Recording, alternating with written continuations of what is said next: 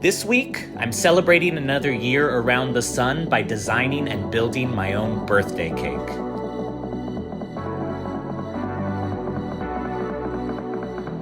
Welcome to Designing the Dream. Let me go, it's my time. Watch me build another life. Find another space, explore the world and find my place. Hope you find some peace of mind. Hope the night was worth your time. Threw my heart away, we won't see another day. We both know the score, we've been here once before. So many words unspoken, you took my heart, it's already broken. You don't have to wait, I can take the pain. I will surrender, let me go. It's a new adventure.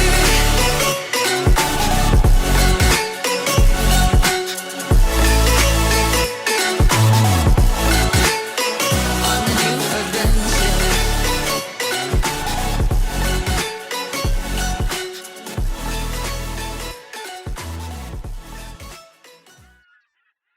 What's up, guys? Welcome back to the channel. I'm Justin, and today we're going to be doing something a little bit different. It's my birthday week, and so I am going to build myself a birthday cake. I love baking. I will take any excuse to try to bake something. I don't do it a lot because I'll eat it, but it's my birthday week. I always use this as a good excuse to make a cake for myself.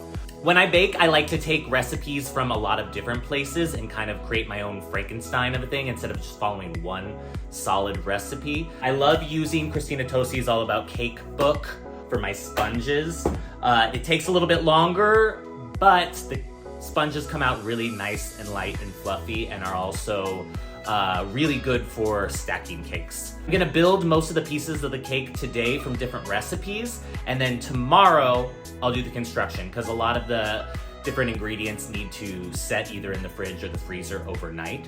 So I'm gonna build all the components today, and then tomorrow we will layer it and construct it. Anyway, I'm excited. It's my birthday week. Let's build a cake.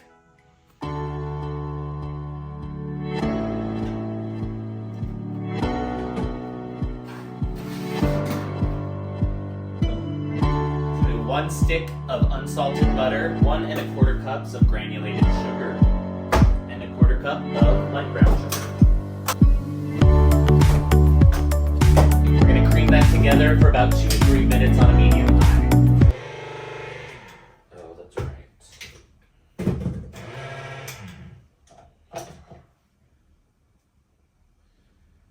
And it was at this moment that I remembered I overworked my stand mixer last Christmas and it stopped spinning.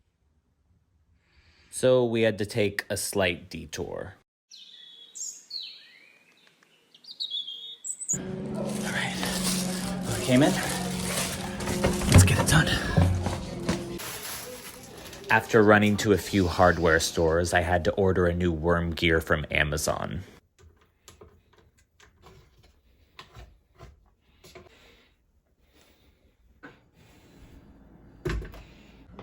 Moment of truth. And we're back in business. All right, stand mixer is fixed. We're ready to go. Let's try this again. So I have the butter and the 2 sugars in the bowl. We are gonna mix this till it's light and fluffy for about 2 to 3 minutes on a medium speed. Fingers crossed, this thing is back up and running.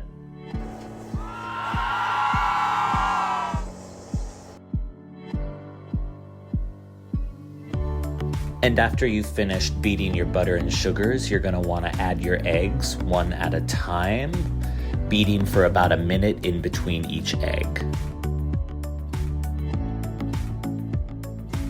And while the eggs are being beaten, you're gonna wanna combine the buttermilk, oil, and your extract into a separate bowl.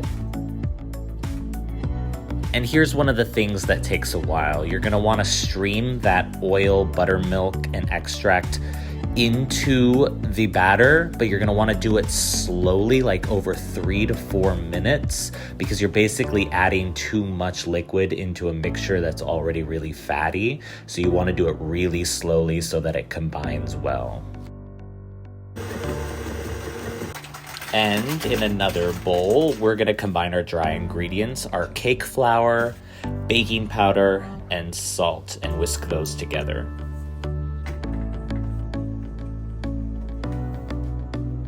And with the mixer on a low speed, you're gonna wanna slowly add the dry ingredients into the wet batter.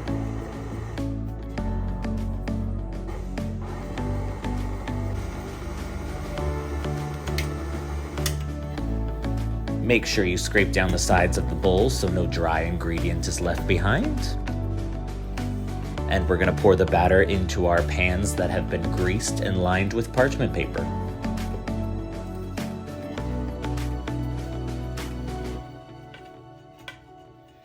Cakes are gonna be baked in a preheated oven at 350 for about 30 to 35 minutes. All right, now that we have the cakes going, we can start with a lot of the fillings. The first filling we're gonna do is a fresh raspberry jam, but we're gonna make it a little bit thicker just because for a cake consistency, when we're stacking the cakes, we wanna make sure that it's not too runny, otherwise the cakes are gonna slide everywhere. So we're gonna add some cornstarch and we're gonna thicken it up, and then we're gonna strain the seeds just to make it a true just raspberry jam and not like a preserve. We're gonna heat the fresh raspberries, lemon zest, lemon juice, sugar, and about a 1/4 cup of water till we reach a boil. So we're gonna let this simmer for about 10 to 15 minutes, but my kitchen smells like raspberry and lemon right now, and it's amazing. All right, we're just gonna wait. We're gonna strain the raspberry mixture to get rid of all the seeds and lumps and have a nice smooth consistency to the filling. And now we're gonna mix some cornstarch and water together to make a nice slurry and blend that with our raspberry mixture. Heat it up to a boil and let it simmer and thicken.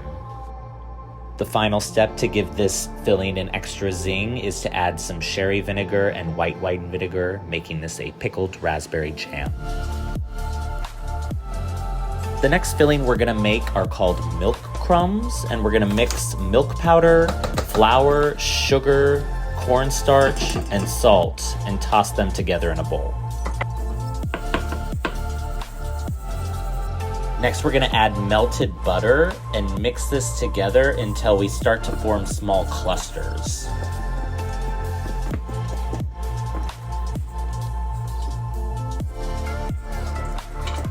And we're gonna bake those clusters at 250 degrees Fahrenheit for about 20 minutes. All right, now we are going to, now that these are completely cooled, I'm gonna put these back in a bowl. I'm gonna take another 1/4 cup of the milk powder. We're gonna add to it. Toss. And the last part is we're gonna do 3 ounces of white chocolate that's gonna be melted down and throw it in here and toss them. And then we're gonna cool them. The milk crumbs are really cool because one of the things I love so much about Christina Tosi's recipes are that there's usually some sort of crunch in every layer. Whether that adds a lot of flavor or not, it adds a lot of texture and depth to the cake, and I absolutely love it. And so I just did the milk crumbs because I think there's gonna be a lot of flavor already with the lemon and the raspberry, so I don't think I needed an extra flavor from the crumb, but it'll give that texture that I'm looking for. So we've made the raspberry filling and we've made the milk crumbs, and the last filling that we need to make is a lemon no-bake cheesecake filling. It's a pretty easy filling to make. You basically are making like a whipped cream and you're making a cream cheese frosting and you're combining the two so you get a cheesecake-like texture, but you also get the firmness of frosting and it'll hold between layers. Okay guys, so we have built all the individual components of the cake, and now comes the fun part. We get to start layering and decorating this cake. All right, so the first thing we're gonna do on each individual layer is we're gonna soak each of the sponges with some lemon juice. We already put lemon zest and lemon extract in each of the batters, but this is just gonna give an extra zing when you bite into it. So for our filling layers, we'll start with 2 rings of the cream cheese mixture, which will act as a guard for the raspberry jam, which will go in between. And we'll put some fresh raspberries on top of the pickled raspberry jam. And last but not least, we're gonna add that crunch. Sprinkle those milk crumbs on top of everything.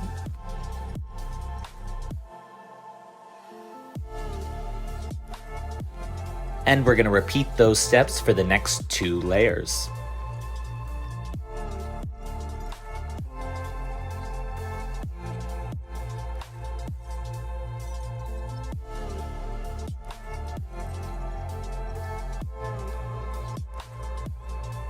After you've added the final cake layer and brushed it with lemon juice, we can start filling in the gaps on the side with the remainder of that cream cheese mixture.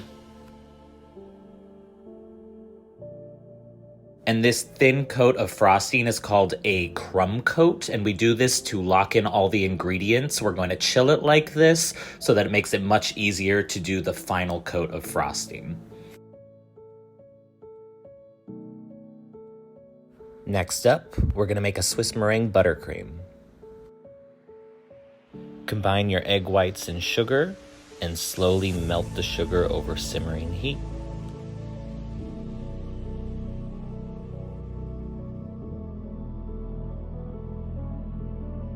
You're gonna beat the egg whites until you get stiff peaks, and now this could take a long time, like 15 to 20 minutes, so be patient. And now we're gonna turn our meringue into a buttercream by adding butter 1 tablespoon at a time. All right, guys, time to decorate.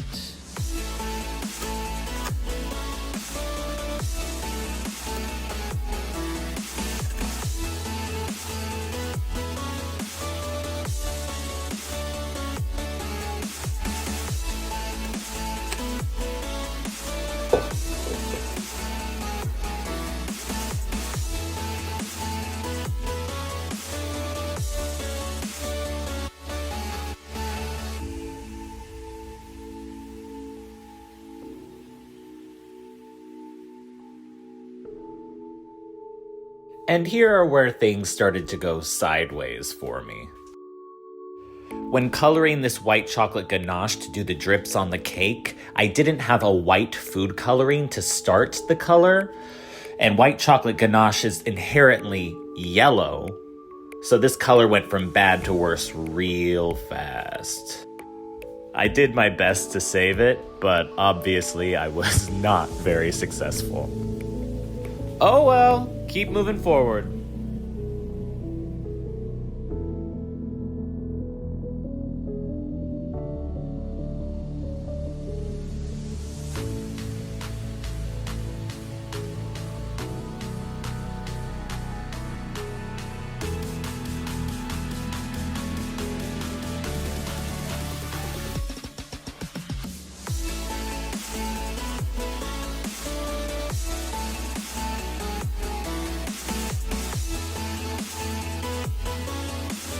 And I thought I'd take a crack at trying to do a marbled chocolate sail for the first time. Fingers crossed.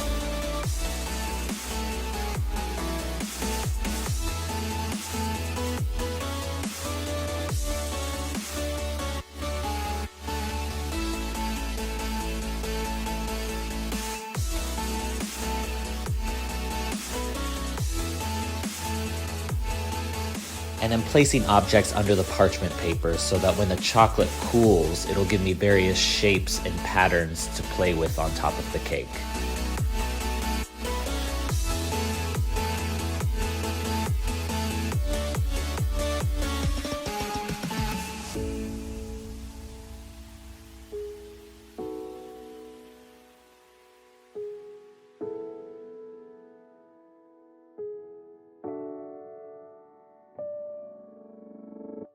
And the last thing we have to do is put on those white chocolate sails.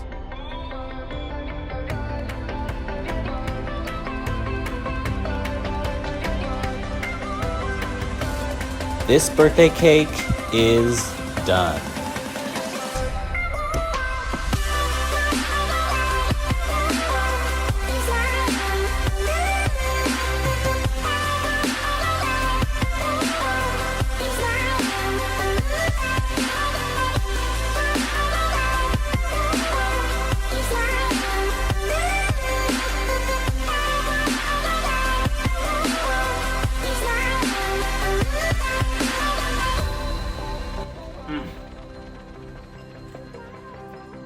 lemon's really zingy and the raspberries, so good.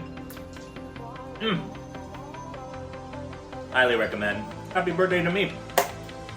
Anyway, I hope you guys enjoyed the episode. Don't forget to like, comment, and subscribe. I'll see you guys next week. Thanks so much. So good.